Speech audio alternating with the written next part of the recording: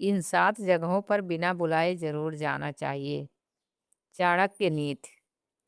आचार्य चाणक्य के अनुसार जीवन में कुछ ऐसे स्थान होते हैं जहां जाने के लिए निमंत्रण की आवश्यकता नहीं होती। वहां तुम्हारी उपस्थिति ही तुम्हारे संस्कार, तुम्हारे चरित्र और तुम्हारे रिश्तों की सच्चाई बताती है। आइए जानते हैं उन 7 स्थानों के बारे में जहां बिना बुलाए अवश्य जाना चाहिए।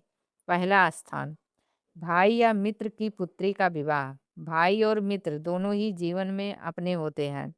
भाई तो जन्म से रक्त के बंधन से तुम्हारे साथ जुड़ा होता है, लेकिन मित्र वह है जिसे तुम अपने आचरण, अपने व्यवहार और अपने स्नेह से अपना बनाते हो। मित्रता का बंधन कई बार रक्त संबंधों से भी अधिक गहरा और अस्थायी हो जाता है।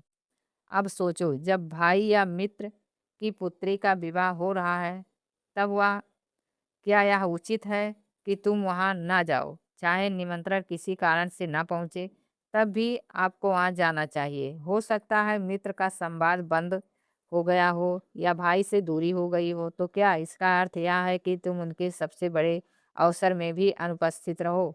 नहीं, बिल्कुल नहीं।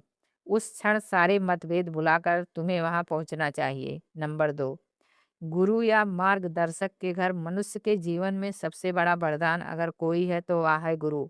माँ तुम्हें जन्म देती है, पिता तुम्हें पालन पोषण करते हैं, लेकिन गुरु तुम्हें आत्मा का बोध कराता है। गुरु ही वह है जो तुम्हें अंधकार से प्रकाश की ओर ले जाता है। गुरु का घर वह स्थान है जहाँ तुम बिना बुलाए भी जा सकते हो। वहां पहुंचना तुम्हारा कर्तव्य है, क्योंकि गुरु के घर का द्वार हमेशा शिष्य के लिए खुला होता है।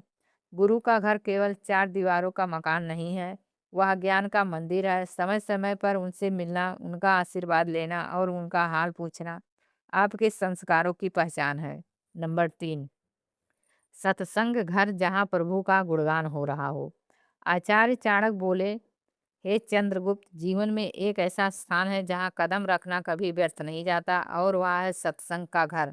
जहाँ प्रभु का भजन हो रहा है, शास्त्रों का पाठ हो रहा हो, संत महात्माओं का संग हो रहा हो, वहाँ बिना बुलाए अवश्य जाना चाहिए।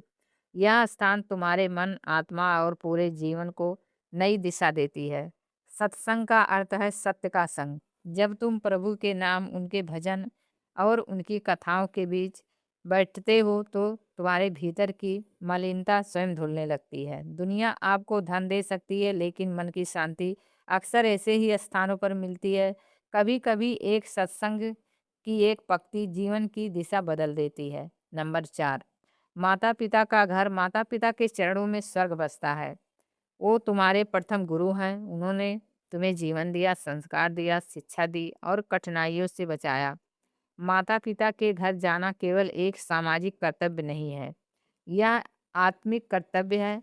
वहां जाने से तुम्हें आशीर्वाद मिलता है, और आशीर्वाद से जीवन की हर कठिनाई सरल हो जाती है। जिस घर से आपका जीवन शुरू हुआ, वहां जाने के लिए अनुमति कैसी? कई बार माता पिता फोन पर कहते हैं कि सब ठीक है, लेकिन आपकी एक मुलाकात उनके चेहरे पर सच्ची खुशी ला सकती है।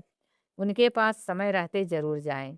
नंबर 5, अपने सास ससुर का घर। आचार्य चाणक्य ने फिर कहा है, चंद्रगुप्त, विवाह केवल दो व्यक्तियों का नहीं बल्कि दो परिवारों का मिलन है। विवाह के बाद सास ससुर का घर तुम्हारा दूसरा घर होता है। वहां बिना बुलाए जाना तुम्हारा धर्म है। शास्त्रों में कहा गया है, विवाह से बना रिश्ता भी रक्त संबंध जितना ही पवित्र होता है। इसलिए ससुराल का घर केवल एक औपचारिकता नहीं है, बल्कि वह घर भी तुम्हारा अपना घर है। इसीलिए हे चंद्रगुप्त, सास ससुर के घर बिना बुलाए अवश्य जाओ। उनकी सेवा करो, उनकी बात सुनो और उनका दिल जीत लो। यह तुम्हारे पारिवारिक जीवन की मजबूती की जड़ है। नंबर 6, अपने नाना का घर। आचार्य चाणक्य ने कहा, चंद्रगुप्त, ननिहाल एक ऐसा स्थान है जहाँ तुम्हें सदा स्नेह और अपनापन मिलता है। नाना का घर तुम्हारे लिए विशेष है, क्योंकि वहाँ तुम्हें बचपन से ही अतिरिक्त प्रेम और आशीर्वाद मिला है। शास्त्रों में कहा गया है कि ननिहाल का आशीर्वाद जीवन में सौभाग्य लाता है। वहाँ जाने से तुम्हारा पारिवारिक बंधन मजबूत होता है। वहाँ मिलने वाला स्नेह तुम्हारे जीवन को सरल बनाता है। नंबर 7, 7वीं जगह, अपनों की मृत्यु पर। चाणक्य ने गहरी सांस ली और कहा, हे चंद्रगुप्त, जीवन का सबसे बड़ा सत्य है मृत्यु। जब तुम्हारे किसी अपने की मृत्यु हो, तब वहाँ बिना बुलाए अवश्य जाना चाहिए। यह तुम्हारा नैतिक और सामाजिक कर्तव्य है। हे चंद्रगुप्त, जब तुम किसी शोकाकुल परिवार के घर बिना बुलाए जाते हो, तुम्हारी उपस्थिति उन्हें सहारा देती है। दुख की घड़ी में शब्दों की नहीं, उपस्थिति की आवश्यकता होती है। यह समाज का धर्म है कि मृत्यु के समय सब एकत्र होकर परिवार को शक्ति दे। अपनों की मृत्यु पर जाना केवल संवेदना व्यक्त करना नहीं है, बल्कि यह भी स्वीकार करना है कि जीवन क्षणभंगुर है। ऐसे ही वीडियो देखने के लिए हमारे चैनल को सब्सक्राइब करें। धन्यवाद।